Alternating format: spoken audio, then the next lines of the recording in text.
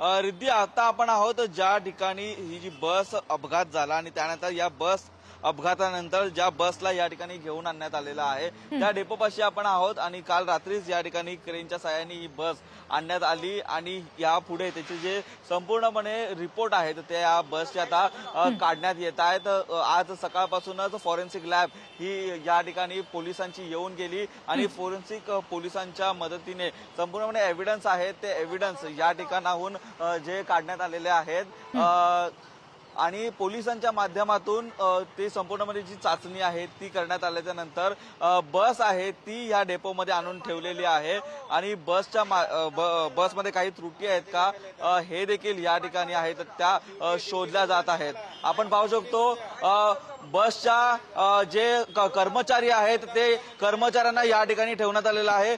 Sir, काय झालेलं काय मला नाही माहिती। रात्रीची घटना मला नाही माहिती। रात्रीची घटना तुम्ही या ठिकाणी आहात? नाही, आम्ही सकाळी आलो, आम्हाला माहित नाही।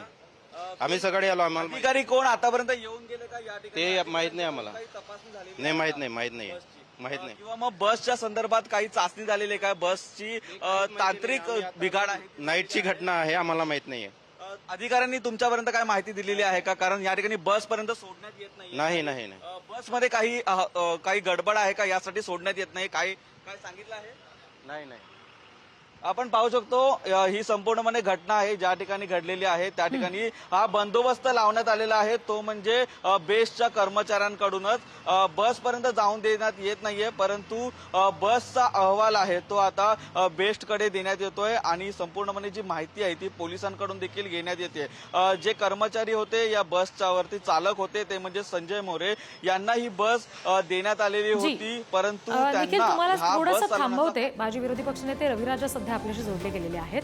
रविराजाजी, अत्यंत भीषण असा अपघात आहे हा आणि त्याच्यानंतर आता जी धक्कादायक माहिती समोर येते की बस कॉन्ट्रॅक्टरची होती, बस चालक अनुभवी नव्हता, 10 दिवसापूर्वी अपघात रुजू झाला होता आणि इतक्या वर्दळीच्या ठिकाणी त्याला इतकी मोठी बस सोपवली गेली। नेमकं कसं आपण या सगळ्याकडे पाहता? नाही, पहिलं तर मला असं सांगायचं की दुर्दैवी घटना जे झालेलं आहे आणि जे मला माहिती मिळाली असं 5-6 लोक त्या या दुर्घटनेमध्ये मृत्यू झालेला आहे। जी, सहानुभूती आहे, बट असा एक आता 3 वर्ष बघा बेस्ट अंडरटेकिंगच्या जे ट्रान्सपोर्ट डिव्हिजनच्या जे कामकाज आहे एकदम निष्काळजीपणा चाललेला आहे। आता जे माहिती मिळाली आहे की जे कॉन्ट्रॅक्टर होते, वेटलिस्टचे कॉन्ट्रॅक्टर होते, त्याला आता जे ड्रायव्हर आहे त्याला 10-15 दिवस झाला आणि त्याला हे बस दिलेला आहे आणि जे बस आहे आपल्याला माहित आहे की हे सिंगल डेकर बसेस आहे, हे एकदम मोठे बसेस आहे आणि असा लोकांना तुम्ही ड्रायव्हिंग देतात आणि आता यामध्ये पूर्णपणे चौकशी व्हायला पाहिजे आणि माझं मत असं आहे की जे कॉन्ट्रॅक्टरला या बसेसच्या जे दिले होते त्याला पहिला ताबडतोब त्याच्यावर गुन्हा दाखल करायला पाहिजे। 304 चे कल्पेबल होमोसाईडचे गुन्हा आता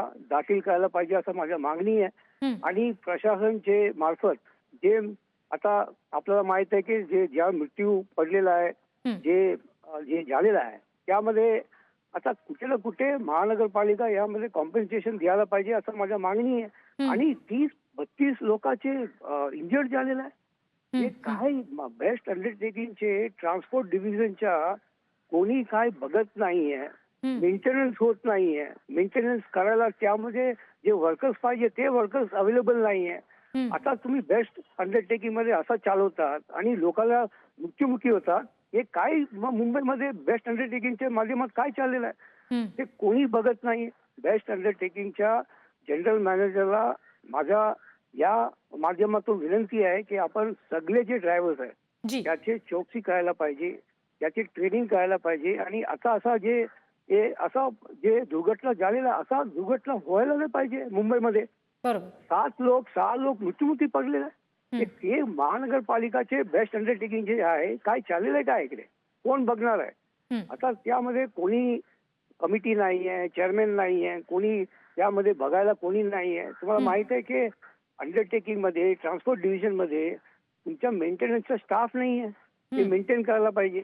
आता यामध्ये जे दुर्घटना झालेल्या आहे ते पूर्णपणे एक चौकशी करून त्याचे अहवाल जे आहे ताबडतोब द्यायला पाहिजे असं माझ्या मागणी आहे। जी, रविराजाजी धन्यवाद या सविस्तर प्रतिक्रियेसाठी।